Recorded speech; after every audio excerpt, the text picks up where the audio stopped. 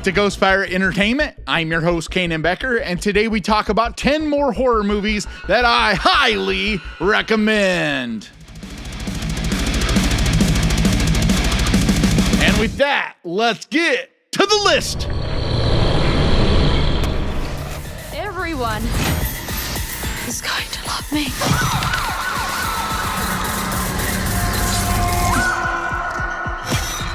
Grafted is a 2024 horror movie directed by Sasha Rainbow. It stars Jess Hong, Joanna Sun, and Eden Hart. A bright but socially awkward exchange student takes her cravings for popularity to horrifying heights. Your father's a scientist.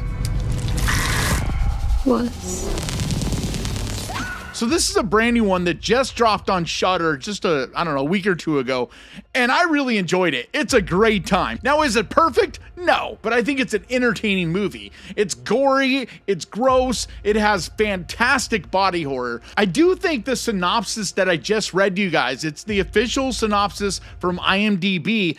I don't really think it's exactly accurate because I don't think the main character's actual desire is to become popular. That's not really the main crux of what she's going after. She's trying to pursue and complete the research that her father started when she was young, because she has this birthmark type of facial thing, and her father had it too, where it's like this red discoloration on the side of her face.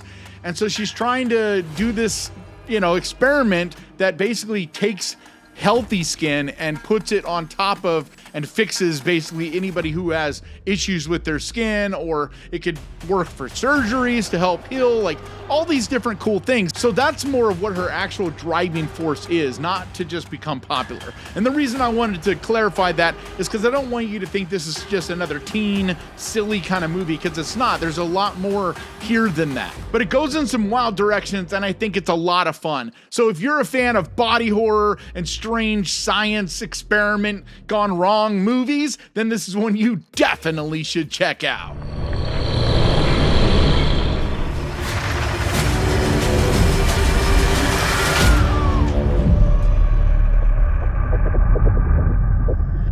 The Offering is a 2022 supernatural horror movie directed by Oliver Park and based on the Jewish folktale of Abazu. It stars Nick Blood, Emily Wiseman, and Alan Cordunner. A family struggling with loss finds themselves at the mercy of an ancient demon that's trying to destroy them from the inside out. It's an ancient wording inscription, often to seal a body containing a demon. But in today's world, who has the know-how to play with this kind of stuff? This is such a cool movie, a real hidden gem, one that nobody talks about. And it's actually in my top 10 of 2022 or 3. I forget which year this officially came out. I know it's a 2022 movie, but I think it might have been released in 2023. Either way, though, this is a really good movie that has just unfortunately been overlooked. It's one of those straight to Hulu kind of movies that just didn't get love or promotion or whatever. But if you're someone like me that enjoys folklore and old tales of, ancient creatures and demons and things like that from different cultures around the world, this is one I think you'll really enjoy because it's super moody and atmospheric. It gets very creepy and it's really well done. It's also fairly dark and disturbing too, but it's not really a fun movie. It is a bit of a downer, kind of a dark, dingy, not quite depressing. I don't mean it like that, but there's definitely flavors of sadness in this movie. But if that sounds like something you'd be into, then you absolutely need to see this one.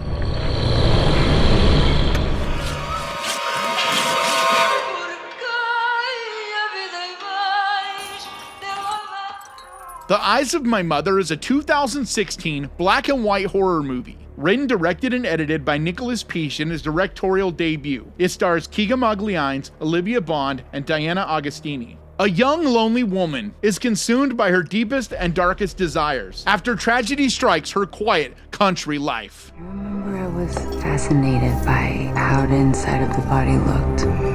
She always hoped I would be a surgeon one day. Holy shit! I had this movie recommended by a number of you guys over the last couple of years.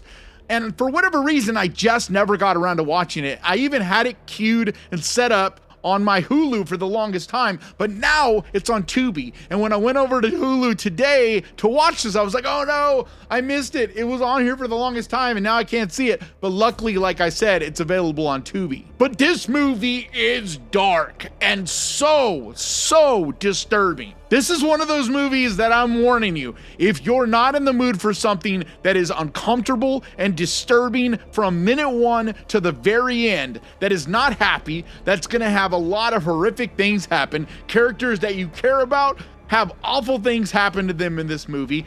It shows some pretty gruesome, brutal things as well. Thank God it does shy away from a few things, but there is a lot of dark stuff in this. And I also want to warn anybody that gets triggered by any sexual, crime stuff. It doesn't show much, but you still get the idea of a couple things that happen in this that is something that takes place. So just a warning for that as well. But the whole idea of it being shot in black and white gives it this extra uncomfortability to it. I can't even explain it, but being that it's black and white, it just feels even less like there's even less life in it and that everything is just void of all happiness. And I watch so many horror movies that it's pretty rare that something actually gets to me, makes me uncomfortable, makes me almost think about turning it off.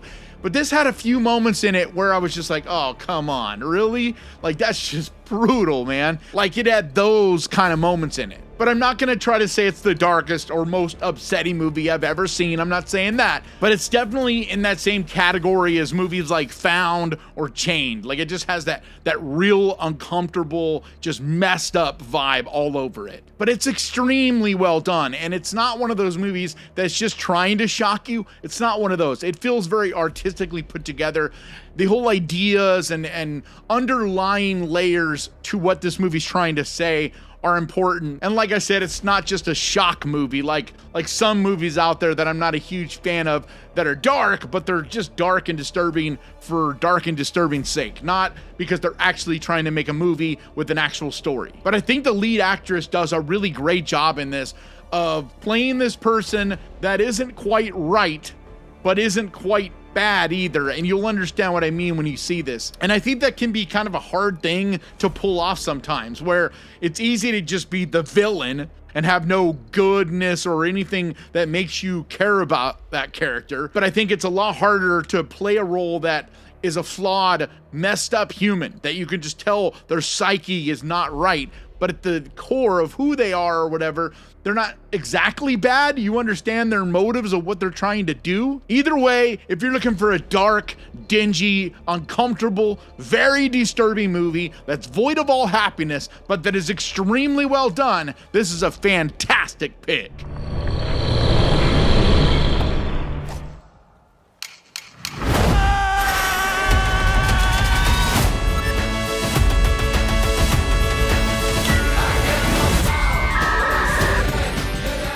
Y2K is a 2024 apocalyptic sci-fi comedy horror movie, co-written and directed by Kyle Mooney in his directorial debut. It stars Jaden Martell, Rachel Ziegler, and Julian Dennison. Two high school nobodies make the decision to crash the last major celebration before the new millennium on New Year's Eve 1999. But the night becomes even crazier than they ever could have dreamed when the clock strikes midnight. Someone's on the net? Dumbass. I use gel.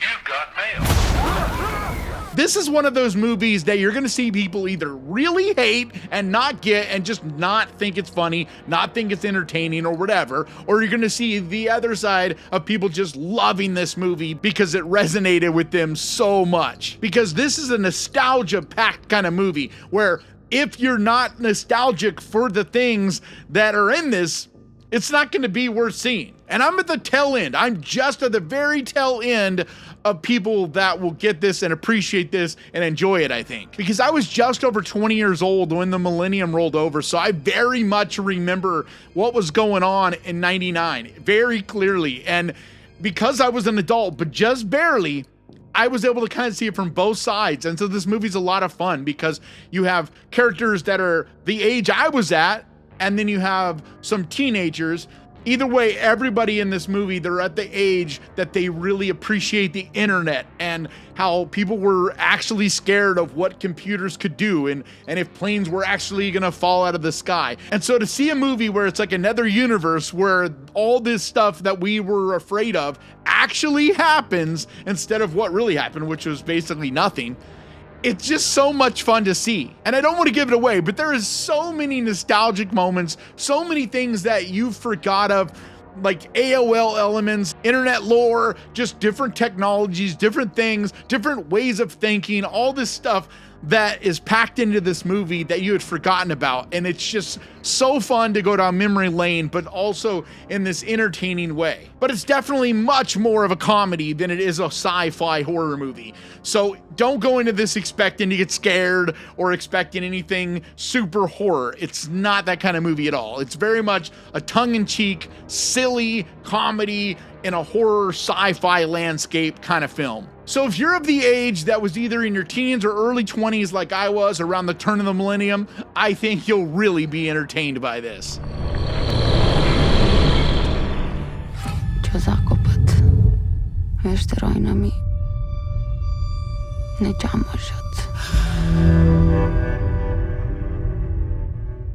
You Won't Be Alone is a 2022 internationally produced folk horror movie. Written and directed by Goran Stolevsky in his directorial debut, it stars Sarah Klomoska, Anna Maria Marinka, and Numi Rapace. In 19th century Macedonia, a young girl is kidnapped, then transformed into a witch by an ancient spirit. Curious about life as a human, she uses her powers to understand what it means to be human.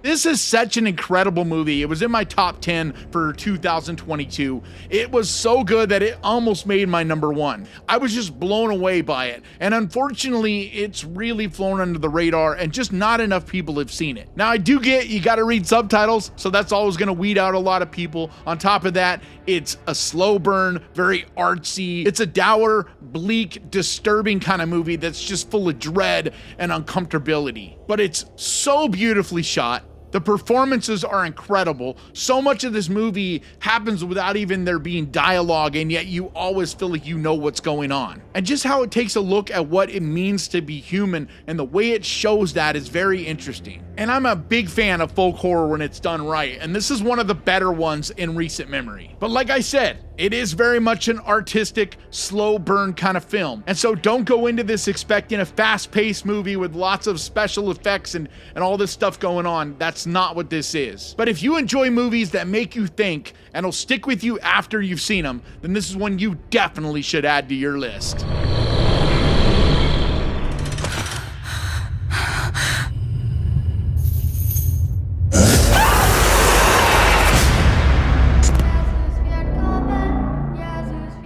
Paranormal Activity: Next of Kin is a 2021 found footage supernatural horror movie. Directed by William Eubank and written by Christopher Landon. It stars Emily Bader, Roland Buck III, and Daniel Lippert. A young woman who is abandoned by her mother as a baby travels to a secluded Amish community with a documentary film crew, seeking answers about her mother and extended family. Whoa.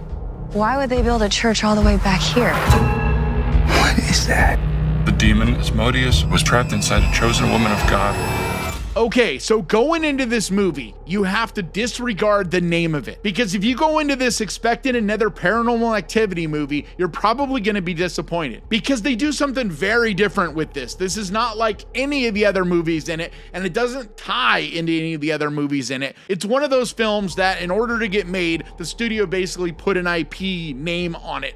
And it's frustrating because I think this is actually a really good movie that has never gotten a real chance. For one, it doesn't look like a lot of found footage movies. You're able to really see what's happening because it's more of a documentary style of movie. They're using a real filming camera and that kind of stuff. So it isn't the shaky cam like you think of when you think of found footage. It's also really well acted. The cast, I think, is very likable, believable, and authentic. I also think it's really cool culturally to see it in an Amish community because you just don't see that utilized in horror or any films really. It's rare to see an Amish community in some way tied into a movie. But it gets really creepy and mysterious as it goes. And I was pleasantly surprised with where it actually ends up. So is it a game changer? No, I'm not saying that. But I think if you go into this with an open mind and not think about it as a Paranormal Activity movie, but just as a horror movie, I think you'll be pleasantly surprised.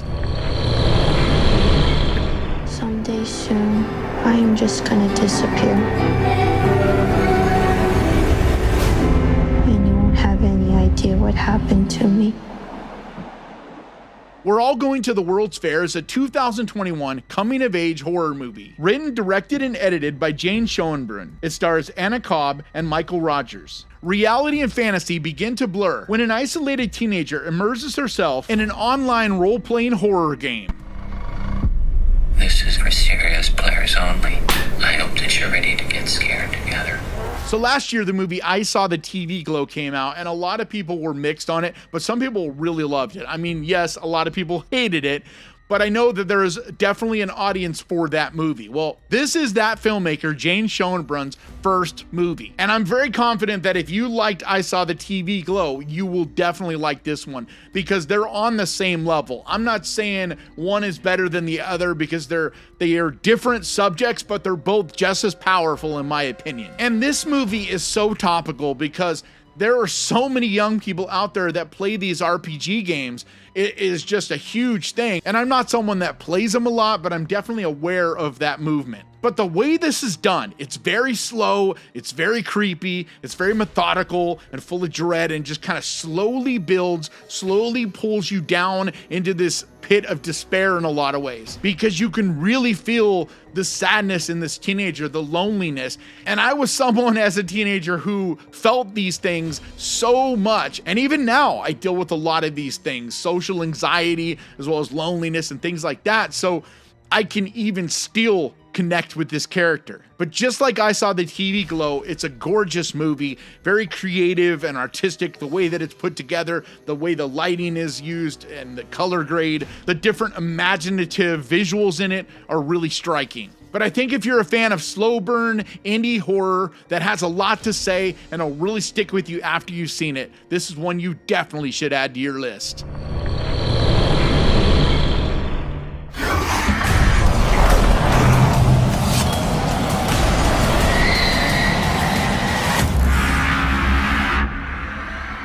Blood Quantum is a 2019 Canadian horror movie, written, directed, and edited by Jeff Barnaby. It stars Michael Greyeyes, Ella Madja Tailfeathers, and Forrest Goodluck.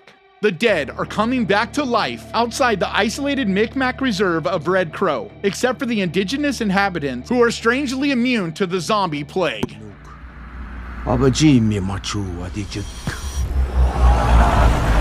This is a really cool movie. For one, it's great to see a mostly Native American cast. You just don't see them enough, which is something I loved about Prey, is getting to see Native people acting. It's really a shame that you don't see more of it. And in this particular movie, they're not Native Americans, they're indigenous North Americans who are from Canada. But it's so interesting because they're the ones that are immune to this zombie plague. And the way it all plays out, it's such a cool idea and concept. It gets pretty violent and intense as well. But there's a lot of social things that this movie is trying to say in its underlying message. But with that being said, it doesn't forget to entertain you and still be a good movie. And so often we see someone whose message is so important that they forget to make a good movie around it. But that's not the case here. And the cast here does a great job. They're all believable and you really connect to the characters and can feel the different situations that they're each put in. So if you're looking for a zombie apocalyptic kind of movie with a twist, this is a great pick.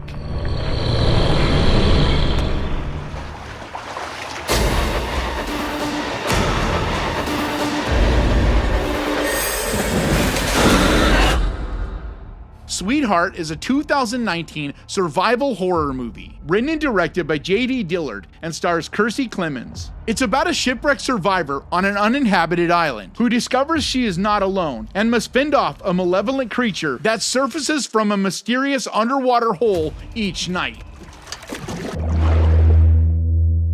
This is a really cool little movie. Now you got to keep in mind, it is a little movie, a small production. It is literally just one actress and then this mysterious type of creature thing. But you don't see the creature a lot, and when you do, it's very dark and shadowy. I'm sure some of that probably had to do with the budget, but Kiersey Clemons does a great job of acting in this. And it's hard to do when you're the only person on screen. And she does a great job of carrying it. It's so interesting because so much of this is just focused on her trying to set up something as being on this deserted island. And you kind of trying to figure out how she got there and the mysteriousness of all of that. But then once the creature element is injected into it, it just gets really eerie and creepy and really lives a lot and preys a lot on that. Because so much of this movie and what works here is that creepy, mysterious quality of not knowing what is going on and only getting little fragments here and there to help you understand. But I think it's a beautifully shot, entertaining movie that's absolutely worth giving a look. We're going to Ron's weed room. That's the safest place in the block. What's Ron's weed room? It's a big room full of weed, and it's Ron's.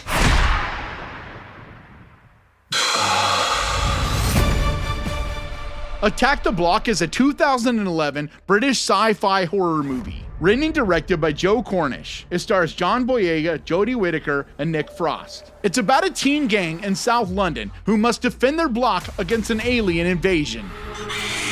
Everyone block! We need to get off the streets. Back in the block. This movie is just incredibly fun. It's such a great time, so entertaining, full of action. I love the way the aliens look in this. They're really interesting. It's a cool design and something we haven't really seen before. But the cast is all incredible. And this was the movie, I believe, where we were introduced to John Boyega, and now he is a much bigger star and done a bunch of things like Star Wars as well as other movies, but he's fantastic in this, and you can really see why his star took off from this movie. But there's a great heart in this and a great story progression with a lot of layers to it and different little things that happen beyond the fun and creepy, exciting quality of an alien invasion. So it's one of those movies that's not just a stupid action movie without much to say or much of a story. This has both, which is something I wish we saw more of when it comes to action-packed sci-fi horror movies. But it's just a well-produced movie that's put together so well, and one that I think is a perfect pick for this Saturday night. So do yourself a favor this weekend, pick one of the movies off of this list, grab your popcorn and your candy, and enjoy!